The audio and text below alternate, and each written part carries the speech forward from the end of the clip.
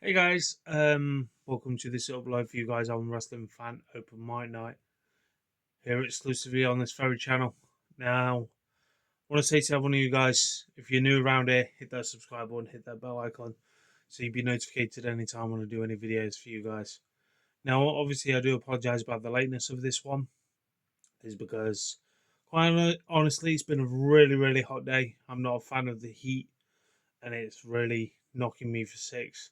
I'm dreading going to work tomorrow evening. How stuffy and the humidity is just unbearable as it is.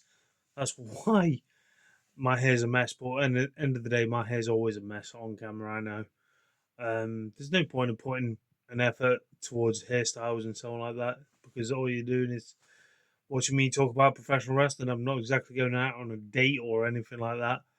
But I want to say to you guys, I do apologize about the lateness of this video because obviously, like I was saying about the heat and so on like that, it's got the best of me. And I wanted to talk about this before now.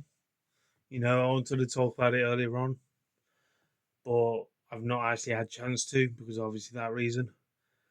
Um, but I'm saying to you guys is that with Willow Nightingale now being injured and relinquishing her title, the TBS Women's Championship, she's one of the best ones that's ever held it, in my opinion. Far superior when Jade Cargill had it, far superior when Mercedes Moné had it. Even though when people say Mercedes Moné was the main female, but she wasn't, because you got to think this, she'd never had the AEW Women's Championship. So she technically had a mid card title, even though she was one of the biggest names in women's wrestling history in over a decade. And that's me being honest. And when I look at the likes of Willow Nightingale taking it from Mercedes Monet last year, and she's literally had 10 defending of her title, making it worthwhile actually having it for the company. She's revolutionized the women's division. She's one of those great women assets that AW has. They've got the likes of obviously Tekla being the women's champion at the moment. You've got the likes of Sky Blue, Princess Anana. You've literally got even Julia Hart. You've got the likes of Jamie Hayter. You've got the likes of Alex Windsor. There's a revolving door when it comes to the female, and it's been very interesting to watch the women's division develop to what it is today. Now, the thing is, the problem where it lies when it comes to the TBS Championship, who's worthy of that? And I feel like at the moment, I would have thought, okay, plenty of storylines going in my mind that is going off, and I'm thinking, who could actually? Because even though she's had open challenges, I feel like when you look at it's a big risk doing open challenges. You look at the likes of Darby Allin getting burned out when he was facing his last opponent last week. He passed out when he was facing the likes of Sammy Guevara. Then you literally look at the likes of Willow Nightingale. She literally put she faced Red Velvet, and basically she got injured from that, and now she has to relinquish her title. It's not a lazy way of booking. It's not a lazy the way of thinking. It's making the titles worthwhile because at the end of the day, the amount of times I've seen people complain of other companies not having fighting champions all the time. And this is a prime example of what AEW's actually had to offer for the wrestling fans around the world. Now, when I look at the bigger picture of this, who is ideal to replace the likes of Willow Nightingale as the TBS Women's Champion? I was hoping the like someone like Harley Cameron, because I was hoping at some point she'd be the one who will end up facing her and taking her title.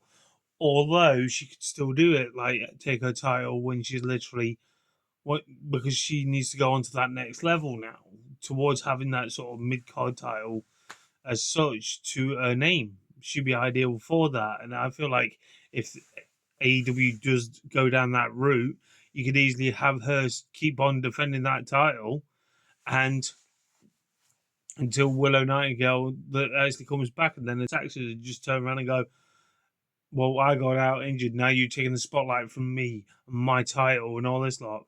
That was going in my mind when this was going off. You got the likes of Sky Blue that people want to her and Julia Hart push towards the women's tag team title, or Julia Hart, Sky Blue push towards the tag team titles when they were first arranged, but that never materialized that way. She could be a wide open to it. Julia Hart, a prime example.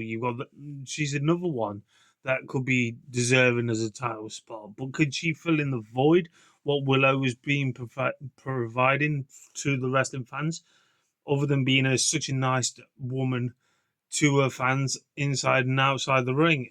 And quite honestly, I'm interested to see what the likes of AEW has to offer for this title, like going forward. Are they randomly going to be putting a match together for the title at the pay per view this coming Sunday, or are they going to wait till Dynamite? Or, it's just one of those things, guys. It's one of those things that you don't know where it's going to go, but we do not know how long Willow Nightingale could be out for, because at the end of the day, in wrestling at the moment, when wrestlers get injured, they are protecting their wrestlers, they're protecting the assets and what they're set in place for future reference towards a PLE or a pay per view. They've always protected their wrestlers, even though they get injured. You look at the likes of Cody Rhodes when he had his eye busted over. Now he's literally facing Gunther, Clash of the Cat. The Clash in Italy. So there is endless possibilities what's going off in my mind, let alone probably Tony Khan's mind, because he's always got a backup plan when he literally thinks of an idea. But what could actually materialize from this, we do not know.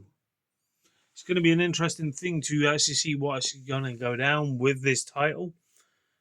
I'm really, really intrigued. But anyway, guys, that's just my quick thoughts and opinions. Tell me your thoughts and opinions, guys, and I'll catch you guys soon for another video here on Wrestling Fan Open Mic Night.